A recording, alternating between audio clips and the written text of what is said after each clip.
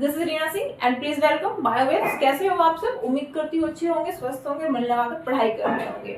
चलो आज हम पढ़ने वाले हैं आनुवंशिकता और जैव विकास। आनुवंशिकता यानी हेरिडिटी। इसके बारे में जानने से पहले हमने एक चैप्टर पढ़ा था जीव जनन कैसे करते हैं, तो उसमें ही एक लाइन आई थी कि जो एक पीढ़ी से दूसरी पीढ़ी में, जैसे कि माता पिता होते हैं और जो उनके बच्चे होते हैं या फिर उनकी जो अगली पीढ़ी होती है, उसमें कुछ लक्षण ऐसे होते हैं जो एक पीढ़ी से दूसरी पीढ़ी में प्रदर्शित होते हैं। लाइक जैसे कि किसी के पेरेंट्स हाइट में हैं, कलर उनका फेयर है, तो सेम उनके बच्चों में भी वो चीज झलकती है। ठीक है, अब यही चीज सेम जानवरों में भी होती है कि किसी जानवर की हाइट थोड़ी कम है तो सेम वही चीज उनकी नेक्स्ट जनरेशन में प्रदर्शित होती है कि उनकी हाइट भी थोड़ी छोटी होती है। तो कुछ लक्षण ऐसे होते हैं जो पीढ़ी दर पीढ़ी ऐसे ही चलते रहते हैं कि एक पीढ़ी से दूसरी पीढ़ी से तीसरी पीढ़ी। ठीक है, तो इन लक्षणों को हम क्या बोलते हैं? आनुवंशिक लक्षण। ठीक है, आनुवंशिक लक्षण इनके जो हेड की जो कैरेक्टर्स होते हैं वो ये लक्षण ऐसे लक्षण होते हैं जो एक पीढ़ी से दूसरी पीढ़ी में ट्रांसफर होते हैं या फिर स्थानांतरित हो जाते हैं। एक पीढ़ी से दूसरी पीढ़ी में ट्रांसफर होने का मतलब ये है कि अगर किसी के पेरेंट्स दोनों की हाइट बहुत छोटी है तो सेम वो चीज आपको उनके बच्चों में देखने को मिलेगी। या फिर आप ऐसा कुछ बोल सकते हैं कि अगर किसी के पेरेंट्स को या उनके दादा वगैरह को शुगर जैसी प्रॉब्लम है या फिर हीमोफीलिया या फिर कलर ब्लाइंडनेस जिसे आप वर्णांता बोलते हो, ऐसी कुछ प्रॉब्लम है, तो वो सेम उनकी नेक्स्ट जनरेशन यानी कि उनके बच्चों में ही चीजें देखने को मिलती है। तो इन्हें ही क्या बोलते हैं कि ये ऐसे लक्षण होते हैं जो एक पीढ़ी से दूसरी पीढ़ी में ट्रांसफर होते रहते हैं। तो इन लक्षणों को हम क्या बोलते हैं? आनुवंशिक लक्षण। ठीक है, आनुवंशिक लक्षण वो लक्षण होते हैं जो पीढ़ी दर पीढ़ी स्थानांतरित होते हैं। अगर आपको डेफिनेशन पूछ जाए तो आप इस तरीके से बनाकर लिख सकते हो कि वो लक्षण जो पीढ़ी दर पीढ़ी स्थानांतरित होते हैं या फिर वो लक्षण जो एक पीढ़ी से दूसरी पीढ़ी में स्थानांतरित होते हैं क्या कहलाते हैं? आनुवंशिक लक्षण कहलाते हैं। अब बात करते हैं वंशागति या फिर आनुवंशिकता की। ये क्या पड़ा? आनुवंशिक लक्षण। ठीक है, अब बात होती है वंशागति और आनुवंशिकता की। या तो वंशागति बोल दो, आनुवंशिकता बोल दो, या फिर आपसे बोल दो हेरिडिटी। ठीक है, आनुवंशिक लक्षणों के एक पीढ़ी से दूसरी पीढ़ी में जाने की जो प्रक्रिया है वो क्या कहलाती है? आनुवंशिकता या फिर लक्षणों की वंशागति। किन लक्षणों की वंशागति? आनुवंशिक लक्षणों की वंशागति। भाई लक्षणों का पीढ़ी दर पीढ़ी स्थानांतरित होना क्या कहला रहा है? वंशागति। लक्षण है या कैरेक्टर्स जिन्हें आप बोलते हो आनुवंशिक लक्षण वो होते हैं जो एक पीढ़ी से दूसरी पीढ़ी में स्थानांतरित होते हैं। ठीक है, ये तो हो गया आनुवंशिक लक्षण। लेकिन इन लक्षणों का एक पीढ़ी से दूसरी पीढ़ी में जो स्थानांतरण हो रहा है, जो ट्रांसफर हो रहा है, वो प्रोसेस जिस क्रिया के द्वारा हो रहा है वो प्रोसेस क्या कहलाती है? आपकी वंशागति या फिर लक्षणों की। इसे आप लक्षणों की वंशागति भी बोल सकते हो, आनुवंशिकता भी बोल सकते हो। ठीक है, और हेरिडिटी तो नॉर्मल है। ठीक है, आनुवंशिक लक्षणों के एक पीढ़ी से दूसरी पीढ़ी में जाने की प्रक्रिया क्या कहलाती है? वंशागति या फिर आनुवंशिकता। अब बात आती है आनुवंशिकी। भाई इन सब का, ये आनुवंशिकता हुई, आनुवंशिक लक्षण हुए, विभिन्नताएं हुई, वेरिएशंस हुए, इन सब का एक ब्रांच है, उसके अंदर हम स्टडी करते हैं फिर अध्ययन करते हैं। वो क्या कहलाएगा? आपका आनुवंशिकी यानी कि जेनेटिक्स। ठीक है, तो आप बोल सकते हो कि जीव विज्ञान की वो शाखा, जीव विज्ञान की वो शाखा जिसके अंतर्गत हम आनुवंशिकता या आनुवंशिक समानताओं विभिन्नताओं का अध्ययन करते हैं। आनुवंशिक समानता और विभिन्नताओं से मतलब इन लक्षणों से है, इनमें दिखने वाली, इन लक्षणों की वजह से दिखने वाली समानताएं, इन लक्षणों के ना होने की वजह से दिखने वाली विभिन्नताएं, उन्हीं की बात कर रहे हैं। ठीक है, तो आनुवंशिकता या फिर आनुवंशिक समानताएं और विभिन्नताओं का अध्ययन हम जिस शाखा के अंतर्गत करते हैं वो क्या कहलाती है? आनुवंशिकी। जीव विज्ञान की वो शाखा जिसके अंतर्गत हम आनुवंशिकता या आनुवंशिक समानता और विभिन्नताओं का अध्ययन करते हैं वो आपको क्या कहलाता है? जेनेटिक्स यानी कि आनुवंशिकी। ठीक है, इतनी बात क्लियर हुई। अब बात होती है विभिन्नताओं की। विभिन्नताएं क्या है? इसने बोला कि एक ही जाति के विभिन्न जीवों में पाए जाने वाली शारीरिक व जीनी संरचना में पाए जाने वाले अंतर विभिन्नताएं कहलाती हैं। क्या कहलाती हैं? विभिन्नताएं। अब भाई पहले ये देख लो कि अंतर कौन से होते हैं। मैंने अभी बोला मतलब जीव जनन जब कैसे करते हैं ये वाली चीजें हम पढ़ रहे थे, तो हमने उसमें दो चीजें पढ़ी थी, अलैंगिक जनन और लैंगिक जनन। अलैंगिक जनन में क्या होता है? जो पेरेंट्स पीढ़ी होती है वो अपनी नेक्स्ट जो पीढ़ी होती है उसमें लगभग सेम होती है, उनमें समानता होती है, उनमें ज्यादा विभिन्नताएं नहीं होती, होते हैं वेरिएशंस लेकिन बहुत कम होते हैं। ठीक है। लेकिन जब बात लैंगिक जनन की आती है तो लैंगिक जनन में बहुत से अंतर होते हैं कि बोल सकते हो कि लैंगिक जनन का जो आधार है ना, मतलब वो विभिन्नताओं वाला जो आधार है वो लैंगिक जनन ही है। लैंगिक जनन नहीं हो तो विभिन्नताएं बहुत कम होगी, लेकिन लैंगिक जनन है तो इस वजह से विभिन्नताएं बहुत नंबर ऑफ क्वांटिटी में मिलती है, बहुत ज्यादा मिलती है। ठीक है, अब वो विभिन्नताएं कौन सी हो सकती है भाई? एक पेरेंट्स जो पीढ़ी है वो अपनी बच्चे की पीढ़ी से या फिर जो नेक्स्ट जनरेशन है उसमें कुछ डिफरेंसेस रख रही है। देखा है कभी कि माँ बाप की बिल्कुल हूबहू कॉपी बच्चे पैदा हो रहे हैं? नहीं ना, उनमें कुछ ना कुछ डिफरेंसेस रहते हैं। कलर्स में लगा लो, उनके हेल्थ में लगा लो, कोई मोटा है तो कोई पतला, मतलब इस तरह के बहुत सारे चेंजेस हैं जो आपको दिखाई देते हैं। तो इन्हें हम क्या बोलते हैं? विभिन्नताएं बोलते हैं। ये एक ही जाति के बीच के लोग, ऐसा नहीं है कि मतलब एक शेर है तो दूसरा हाथी है। अब हाथी को शेर थोड़ी ना पैदा होते हैं, शेर को हाथी थोड़ी ना पैदा, ऐसा तो नहीं होता ना।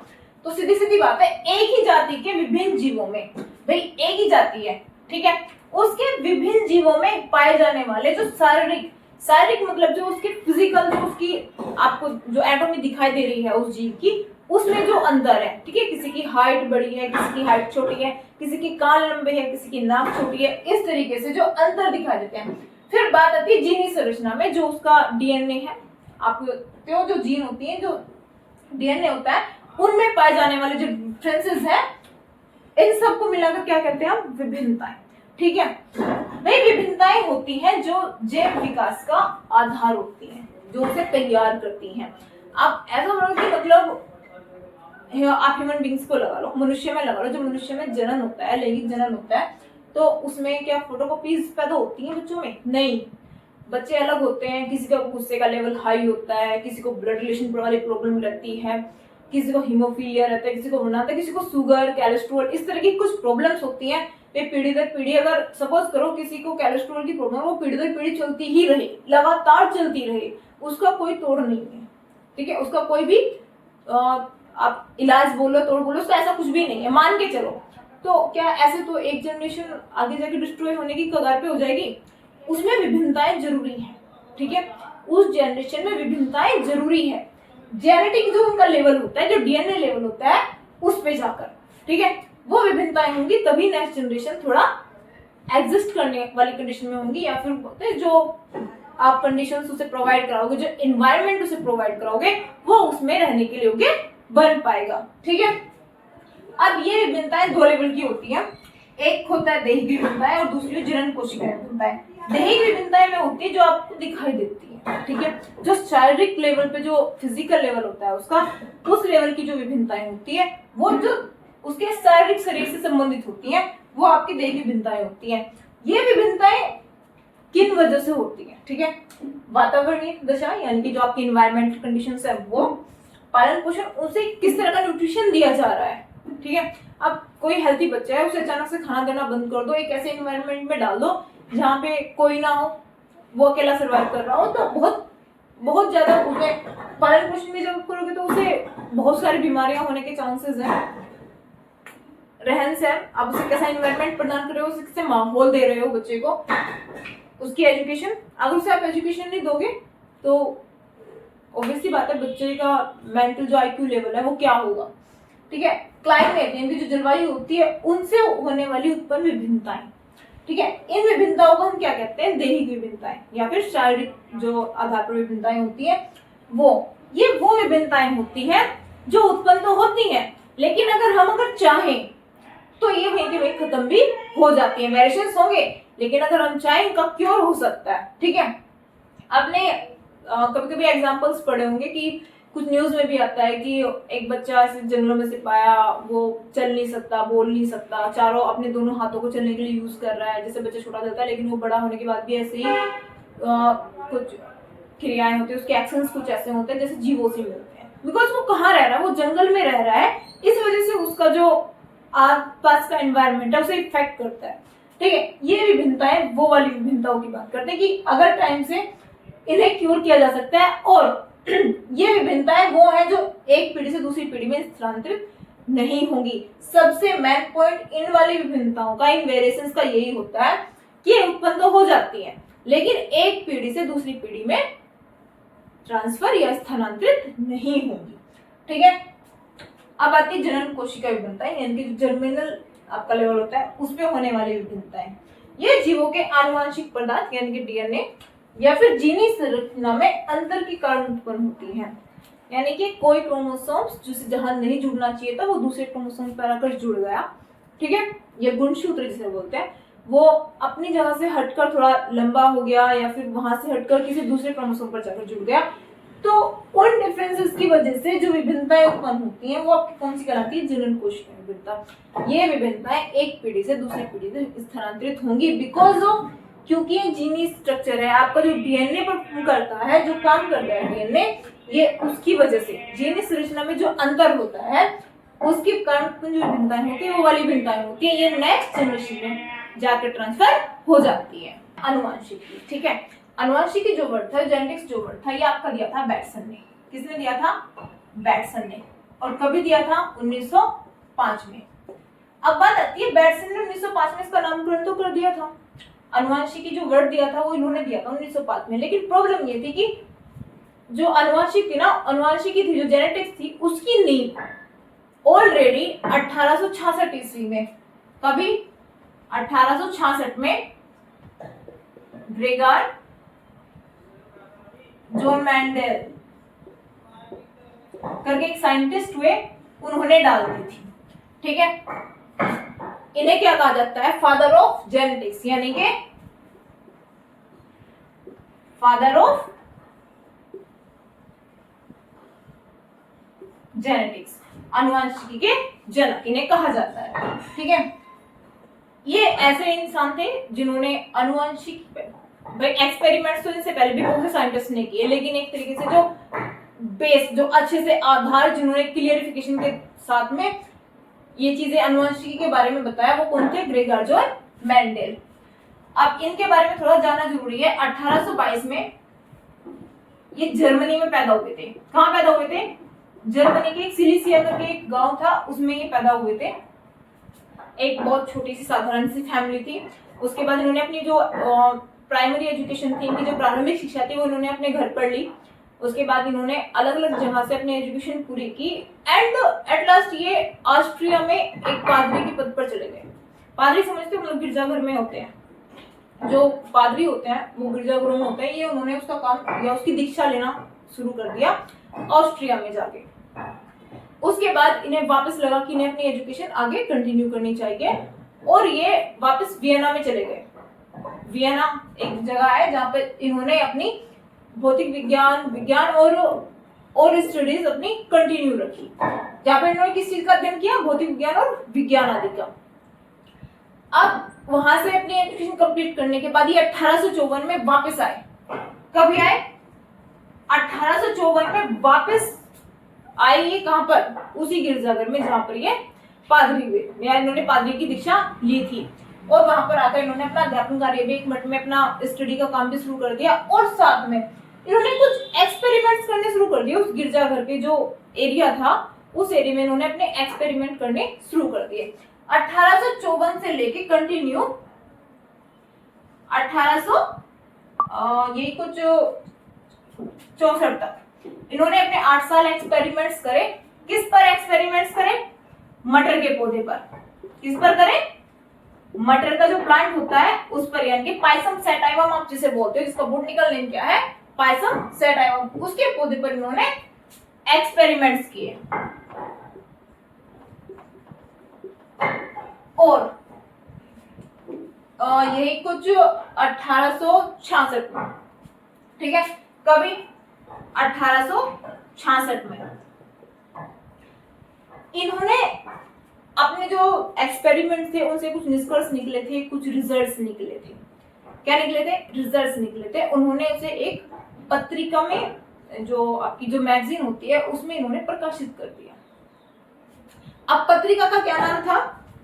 The annual proceeding of natural, the annual proceeding of natural Brunn. तो the annual proceeding of natural history society of Brunn, ये एक मैगजीन थी, छोटे लेवल की मैगजीन थी, उसमें इन्होंने अपने एक्सपेरिमेंट्स और उनके जो रिजल्ट्स थे वो इन्होंने प्रकाशित कर दिए। किस नाम से? The experiments of plant hybridization. ठीक है, इस शीर्षक से इस पत्रिका में इन्होंने अपने रिजल्ट्स या अपने जो निष्कर्ष थे वो प्रकाशित कर दिए। अब प्रॉब्लम क्या हुई, कितने की अच्छे इंसान की लाइफ में हमेशा स्ट्रगल थोड़ा ज्यादा ही होता है भाई। सीधी सी बात थी, 1822 में ये पैदा हुए, 1866 में इन्होंने आनुवंशिक की नींव डाली। लेकिन उससे पहले क्या होता है, 1854 से 64 तक इन्होंने मटर के पौधे पर इनकी जो स्टडी वगैरह हुई वो सब देख लेना। इन्होंने 8 साल मटर के प्लांट पर एक्सपेरिमेंट किए। उन एक्सपेरिमेंट से जो रिजल्ट्स निकले, ठीक है, उन रिजल्ट्स को क्या किया उन्होंने 1866 में the annual proceeding of natural history society of Brunn में इन्होंने प्रकाशित कर दिया।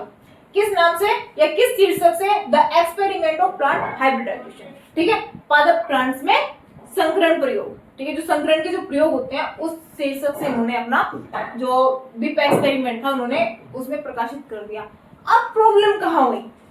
ठीक है, अब देखते हैं कि जो स्ट्रगल था इनकी लाइफ का वो यहाँ स्टार्ट हुआ। इन्होंने 1866 में प्रकाशित कर दिए। कहते हैं कि जो चीज आज हम पढ़ रहे हैं वो चीज इन्होंने आज से इतने साल पहले बता दी थी, लेकिन उस टाइम पे इनके जो एक्सपेरिमेंट थे, जो उस पत्रिका में जो शीर्षक था या जो भी था इन्होंने एक्सपेरिमेंट थे उस पर किसी का ध्यान नहीं गया, या उस टाइम के जो साइंटिस्ट थे उन्होंने उस टाइम उस चीज को नोटिस नहीं किया और इनकी डेथ हो गई। ठीक है, एक टाइम के आने के बाद इनकी डेथ हो गई। इनकी डेथ हुई थी यही कुछ 1884 यानी कि 1884 में इनकी डेथ हुई। और उसके भी यानी कि 1900 में ये सब हुआ था। 1900 में हुगो डिविस करके एक साइंटिस्ट थे, 3 साइंटिस्ट हुए एक्चुअली, हुगो डिविस हुए, कॉलिंसन हुए और शर्मा हुए। इन तीनों ने मिलकर फिर एक्सपेरिमेंट्स किए अपने, और उन एक्सपेरिमेंट्स को करने के बाद में जब देखा कि हमारे रिजल्ट सेम निकल के आ रहे हैं, जो मेंडल ने इतने टाइम पहले या 20 साल पहले 24 साल पहले जितना भी था उन्होंने इतने साल के पहले ये चीज तो अपनी पत्रिका में अपने एक्सपेरिमेंट्स में बता दी थी और वही रिजल्ट हमारे अब निकल के आ रहे हैं। तो अच्छी चीज उन साइंटिस्ट की ये थी कि उन्होंने अपना श्रेय ना लेते हुए वो मेंडेलियन नियम ही उन्हें बोला कि ये जो रूल्स हैं, जो एक्सपेरिमेंट्स हैं वो उन्होंने ही दिए थे, उन्हीं का नाम रहेगा। तो कहते हैं कि उन चीजों को जो ख्याति मिली, जो प्रसिद्धि मिली, जो मेंडल को जो प्रसिद्धि थी वो कब मिली? 1900 में, उनकी मृत्यु के भी काफी साल के बाद। ठीक है, अब रीजन था कि उस टाइम पे उनके जो एक्सपेरिमेंट्स थे उनकी तरफ वैज्ञानिकों का ध्यान क्यों नहीं गया। उन्होंने अपने एडिटर्स उन्होंने प्रकाशित भी किए थे। एक तो जिस पत्रिका में उन्होंने प्रकाशित किया था वो छोटे लेवल की पत्रिका थी, मैगजीन थी। दूसरी बात, उस टाइम पर बोल सकते हो कि जो उस टाइम के साइंटिस्ट थे, जो इन्होंने पता लगाया था, जो मेंडल ने पता लगाया था, वो बात उस टाइम के साइंटिस्ट के समझ से या सोच से थोड़ी बाहर थी कि वो ऐसा सोच भी नहीं सकते थे, इन्होंने ऐसा कर दिया था। तीसरी बात आती है कि उस टाइम पे 1859 इसमें डार्विन ने अपना जो विकासवाद थ्योरी जो उनकी चल रही थी वो दी थी, एक ना ओरिजिन ऑफ स्पीसीज, एक ऐसे उनकी बुक हुई थी। तो उन्होंने वो बुक प्रकाशित हुई थी, वो इस सन में हुई थी 1859 में। तो अब उन्होंने 1866 में अपनी जो एक्सपेरिमेंट्स थे वो प्रकाशित किए थे। तो इस वजह से तो कहते हैं कि अट्रैक्शन ऑफ सेंटर ये वाली चीज थी, जो डार्विन की ओरिजिन ऑफ स्पीसीज थी, ओरिजिन ऑफ स्पीसीज जो भाई ये बुक थी विकासवाद पर आधारित थी। उस टाइम पे ये चीज बहुत ज्यादा फोकस थी, मतलब कि हर किसी का ध्यान, हर किसी साइंटिस्ट का ध्यान इस चीज की तरफ था। तो इस वजह से मेंडल के जो नियम थे उनके ऊपर किसी ने ध्यान नहीं दिया।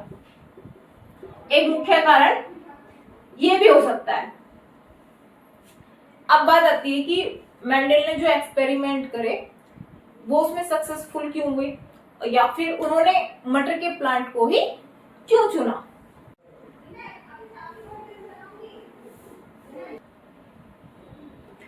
अब बात इस चीज की करते हैं कि मेंडल की सफलता के रीजन क्या थे। उसके कुछ रीजंस आप लिख सकते हो कि मेंडल ने एक टाइम में केवल एक ही लक्षण की वंशागति का अध्ययन किया, यानी कि जो उन्होंने एक ही कैरेक्टर रखा, ठीक है। दूसरी चीज थी कि उन्होंने सिर्फ एक जनरेशन में की एक्सपेरिमेंट करे और खत्म नहीं किए, उन्होंने आगे 2 या 3 जनरेशन को भी स्टडी किया या उनका अध्ययन किया, ठीक है। बोल सकते हो कि मेंडल ने अपने प्रयोग का दूसरी और तीसरी पीढ़ी तक भी अध्ययन किया। दूसरी चीज कि उन्होंने जब अपने आंकड़े इकट्ठे किए तो उन्होंने बहुत प्रिकॉशंस लेके ये चीज की थी, बहुत सावधानी पूर्वक विश्लेषण किया था। नेक्स्ट कि उन्होंने केवल ऐसे पौधों का चुनाव किया जो आनुवंशिक रूप से शुद्ध थे, यानी प्योर ब्रीड थी, ठीक है। नेक्स्ट फिर आता है कि उन्होंने जो अपने कैरेक्टर्स वाले जो प्लांट्स थे उन्होंने उन्हें अलग रखा ताकि वो जो परपरागन होता है, जो पोलिनेशन होता है, उनमें वो चीज ना हो सके। और अगर ऐसा कुछ हुआ तो उन्होंने उससे पहले ही टाइम से पहले अपने कुछ पौधे के जो मेल होता है, पुंकेसर होता है, वो चीज काट दें, जिनके स्टेमन्स होते हैं वो काट कर उन्होंने अलग कर दिया, तो उससे चांस ही नहीं बने कि पौधों में सेल्फ पोलिनेशन हो सके। अब नेक्स्ट हम देखते हैं कि मेंडल ने मटर के प्लांट का ही चुनाव क्यों किया। कुछ और भी तो प्लांट चुन सकते थे कि मतलब कोई और भी प्लांट होता है वो देख लेते, लेकिन उन्होंने मटर को ही क्यों चुना। तो इसके सीधे सीधे से रीजन ये थे कि एक कोई एनुअल प्लांट था, 6 महीने में ना इसकी ब्रीड प्राप्त हो जाती है, मतलब 6 महीने में इसकी आपको फसल मिल जाती है इजिली, तो आपको ज्यादा लंबा टाइम वेस्ट नहीं करना पड़ा कि मतलब 2-3 साल के बाद इसकी फसल मिलती है, तो सोचो कि एक्सपेरिमेंट में कितना टाइम लग जाता। तो ये ऐसा प्लांट था जो 6 महीने में अपनी फसल देता है। दूसरी ओर कि इजिली गार्डन में उगाया जा सकता है, कि इसके लिए ज्यादा मेहनत करने की जरूरत नहीं होती। नेक्स्ट फिर था कि इसकी वेराइटीज मिलती है। वेराइटीज का मतलब है कि इसमें एक ही प्लांट में बहुत सारे कैरेक्टर्स जितने वो चाहते थे उन्हें वो मिल गए थे, ठीक है। कि अब अल्टरनेटिव कैरेक्टर्स आप जिन्हें बोलते हो कि एक ही प्लांट के अल्टरनेटिव कैरेक्टर्स वाले पौधे जो होते हैं वो इसके अंदर उन्हें मिल गए थे। अल्टरनेटिव का मतलब होता है कि जैसे लंबा पौधा है मटर का, उसके अपोजिट उन्हें बोना पौधा भी मिल रहा था, ठीक है। रेड फ्लावर्स वाले कुछ मटर के प्लांट होते हैं, उसके अपोजिट उन्हें व्हाइट फ्लावर वाले भी मिल रहे थे, और कुछ में गोल सीड वाले थे यानी कि राउंड सीड थे, तो कुछ में रिंकल्ड यानी कि झुर्रीदार जो सीड होते हैं वो वाले प्लांट भी उन्हें अवेलेबल हो रहे थे। यानी कि कुल मिलाकर उन्हें एक ही प्लांट के अंदर उन्हें जितनी वेरिएशंस चाहिए थी उन्हें वो सब मिल रही थी। नेक्स्ट फिर आता है कि नेचुरल रूप से इसमें सेल्फ पोलिनेशन होता है, प्राकृतिक तरीके से मटर के पौधे में स्वपरागन होता है, ठीक है। और नर और मादा जो भाग होते हैं पौधे के वो एक ही प्लांट पर अवेलेबल होते हैं। तो कुछ चीजें थी बहुत इजीली और जिसकी वजह से उन्होंने मटर के प्लांट को चूज किया, ठीक है। अब आगे बढ़ते हैं। वो लक्षण जो उन्होंने अपने एक्सपेरिमेंट के दौरान सामने रखे वो क्या थे।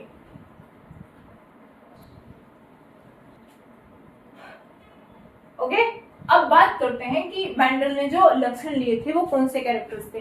तो इन्होंने सबसे बड़ी बात है तो 7 जोड़ी कैरेक्टर्स लिए थे। कितने जोड़ी कैरेक्टर्स लिए थे? 7। इन्हें 7 कैरेक्टर्स ऐसे थे जो उन्हें एक ही प्लांट में मटर में मिल रहे थे, बाकी प्लांट्स में नहीं मिल रहे थे उस टाइम पे। तो ये लक्षण कौन कौन से थे? सबसे पहले तने की लंबाई, इसमें इसका प्रभावी लक्षण जो था वो लंबा था, एंड जो अप्रभावी इनकी रिसेसिव बोलते हो वो कौन सा था? बोना। यानी कि एक ही प्लांट में तने की हाइट लंबी भी थी और वहीं मटर के दूसरे प्लांट में उसकी हाइट बोनी थी। फिर नेक्स्ट पुष्पों की स्थिति यानी कि पुष्प कैसे प्रेजेंट है, एक्साइल यानी कि अक्षय या फिर टर्मिनल अग्रस्त मोड में, ठीक है। नेक्स्ट आता है पुष्पों का रंग, यानी कि जो फूल थे उनका कलर क्या था? बैंगनी, पर्पल और व्हाइट यानी कि सफेद। फिर बात आती है फली का आकार, जो फली होती है, इनके जो फल होता है एक तरीके से मटर का, जो उसकी फली होती है उसकी वो फुली हुई भी थी, और उसका जो एलिडोमोर्फ था वो था संकर्णित, यानी कि बहुत पिचकी हुई सी नहीं होती वो वाली। तो फली का कलर क्या था भाई? एक फली का कलर हरा था और दूसरी का पीला था। नेक्स्ट फिर बात आती है बीज की आकृति, यानी कि जो उसकी जो बीज था उसकी शेप क्या थी? गोल थी और झुर्रीदार यानी कि रिंकल्ड थी, ठीक है। नेक्स्ट फिर आता है बीज का कलर, पीला और हरा। ये सारे कलर इसके डोमिनेंट कलर है, जो इनके जो प्रभावी लक्षण, ये सारे रिसेसिव यानी कि अप्रभावी है, ये ज्यादा दिखते थे और ये वाले नहीं। इन्होंने 7 को लिया और तब जाके स्टडी करी। एक चीज और ध्यान रखना, लंबा और बोना अल्टरनेटिव है, दोनों एक दूसरे के अपोजिट हैं, ठीक है। तो इन्हें क्या बोलते हैं? एलिलोमॉर्फ्स, युग्म विकल्पी। क्या बोलते हैं? युग्म विकल्पी। तो इन्हें आप बोल सकते हो एलिलोमॉर्फ्स। जब एक प्लांट में दो अल्टरनेटिव या दोनों विपरीत लक्षणों वाले जो आंसर वो मिलते हैं, तो उन्हें उन विपरीत लक्षणों को, उस विपरीत लक्षणों के या विपरीत लक्षणों के जोड़े को क्या बोलते हो आप? युग्म विकल्पी या एलिलोमॉर्फ्स। तो ये चीज आज यहाँ खत्म होती है। नेक्स्ट वीडियो में हम मेंडल की वंशागति के नियम स्टार्ट करेंगे, जो कि कल होगी, ठीक है। अगर आपको वीडियो अच्छी लगी तो प्लीज लाइक करें, शेयर करें, और चैनल पर नए हैं तो प्लीज सब्सक्राइब करें, ठीक है। Thank you.